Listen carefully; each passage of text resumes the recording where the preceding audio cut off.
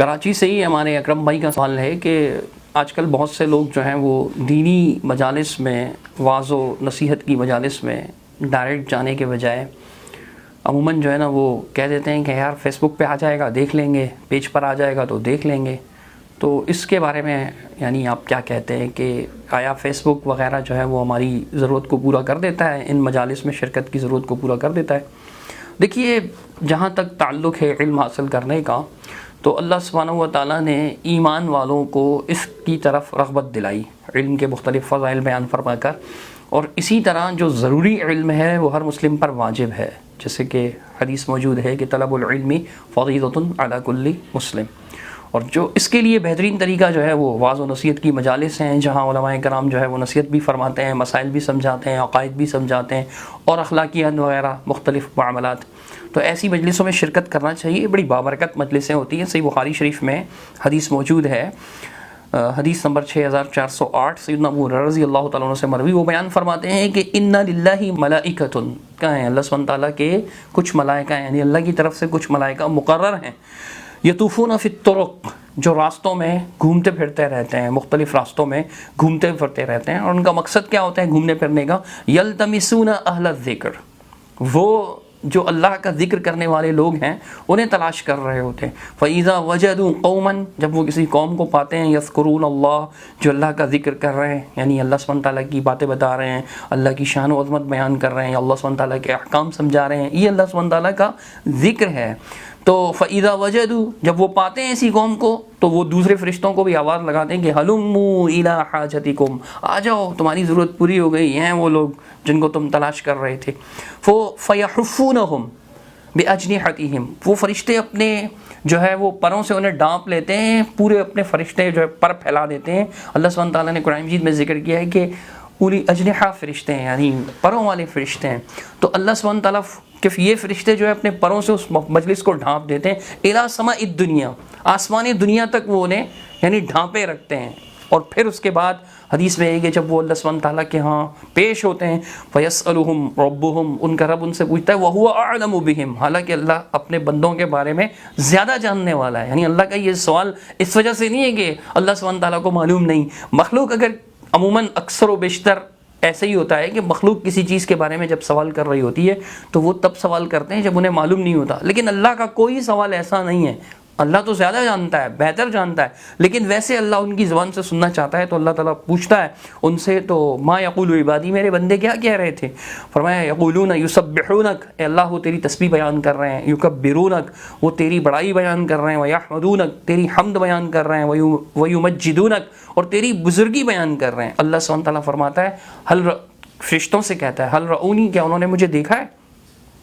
فیقولون لا واللہ، کہتے ہیں نہیں اللہ کی قسم انہوں نے تو آپ کو نہیں دیکھا۔ ما رعوک، انہوں نے تجھے نہیں دیکھا۔ تو فرماتے ہیں کہ اللہ تعالیٰ فرماتا ہے وَكَيْفَ لَوْ رَعَوْنِي، اس وقت کیا عالم ہوگا جب اگر یہ مجھے دیکھ لیتے تو اس وقت کیا عالم ہوتا؟ فرمایا اگر یہ تجھے دیکھ لیتے، کانو اشد لک عبادتاً واشد لک تمجیداً واکثر لک تسبیحاً، پھر یہ بہت زیادہ شدت کے ساتھ تیری عبادت کرنے والے ہوتے، تیری بزرگی بیان کرنے والے ہوتے، تیری تسبیح کرنے والے ہوتے۔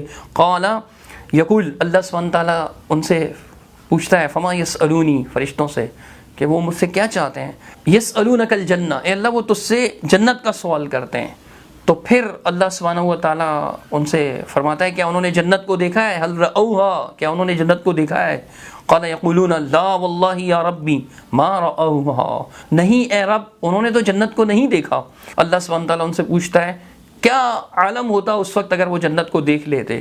تو فرمایا یقولون، اگر انہوں نے جنت کو دیکھا ہوتا، لو انہم رأوها، اگر انہوں نے جنت کو دیکھا ہوتا تو پھر وہ اس کے لیے شدید حریص ہوتے اور اس کی بہت زیادہ طلب رکھتے اور بہت زیادہ اس کی رغبت رکھتے۔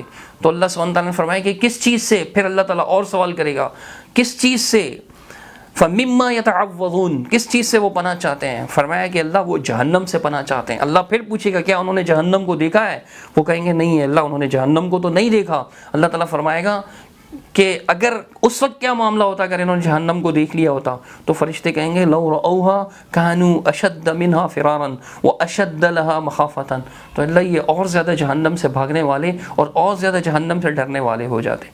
پھر اللہ سبحانہ تعالیٰ جو فرمائے گا، یہ دیکھیں اہل ذکر کی مجلس میں شریک ہونے کے فضائل ہیں، جہاں اللہ سبحانہ تعالیٰ کی تسبیح یعنی اللہ کی تنزیہ بیان ہوتی ہے، اللہ سبحانہ تعالیٰ کی شان بیان ہوتی ہے، جہاں اللہ کی حمد، اللہ کا شکر ادا کیا جاتا ہے، جہاں اللہ کا ذکر ہوتا ہے۔ جب یہ ساری باتیں اللہ سبحانہ تعالیٰ فرشتوں سے سن لے گا تو اس کے بعد اللہ تعالیٰ کیا ارشاد فرمائے گا، ذرا غور کیجئے گا۔ اللہ فرماتا ہے کہ فَأُشْهِدُكُمْ أَنِّي قَدْ غَفَرْتُ لَهُمْ، اے فرشتوں تم گواہ رہے نا، میں نے ان کو بخش دیا، میں نے ان کو معاف کر دیا۔ تو پھر ان فرشتوں میں سے کوئی ایک فرشتہ کہے گا یا اللہ اس مجلس میں ایک ایسا شخص بھی آیا تھا، فیہم فلان لیس منہم، ایک ایسا شخص بھی آیا تھا جو ان میں سے نہیں تھا، یعنی اپنے کسی کام سے آیا تھا، اس کا مقصد ذکر نہیں تھا، اس کا مقصد دین سیکھنا نہیں تھا، اس کا مقصد یعنی یہ مجلس اٹینڈ کرنا نہیں تھا، ویسے اپنے کسی کام سے آ گیا تھا، ان میں سے نہیں تھا، اپنی کسی ضرورت کے تحت آیا تھا، انما جاء لحاجت، اپنی کسی ضرورت کے تحت آیا تھا۔ اللہ سبحانہ تعالیٰ فرمائے گا ہم الجلساء لا یشقی بہم جلیسہم، یہ ایسی مجلس والے ہیں، ایسے بیٹھنے والے ہیں کہ ان کے ساتھ بیٹھنے والا محروم نہیں رہتا، کم بخت نہیں رہتا۔ تو یہ بہت بڑی سعادت ہے۔ آپ خود سوچئے کہ فیس بک یا اور جو یوٹیوب وغیرہ جتنے بھی ذرائع ہیں، یعنی ان کے ذریعے سے کیا اس مجلس کی فضیلت حاصل ہو سکتی ہے؟ واللہ یہ بہت بڑی محرومی ہے۔ ہم میں سے ہر ایک کو کوشش کرنی چاہیے کہ علماء کرام کی مجلس میں براہ راست شریک ہوں۔ اور ویسے بھی دیکھیں نا کہ جیسے بعض لوگ کہتے ہیں کہ جی میں قرآن پڑھنا سیکھ رہا ہوں، یوٹیوب پر جو ہے وہ مختلف کلپس موجود ہیں، ان کے ذریعے سے، یا پورا ایک چینل ہے جو تجوید صحیح کر رہا ہے تو میں سے سیکھ رہا ہوں۔ میں نے کہا چلے ٹھیک ہے، آپ اسے صحیح لفظ تو سن لیں گے، لیکن جب وہ غلطیاں، آپ جو غلطیاں کریں گے وہ یوٹیوب کیسے صحیح کرے گا آپ کا؟ وہ مولوی صاحب تو نہیں سن رہے ہوتے ہیں نا۔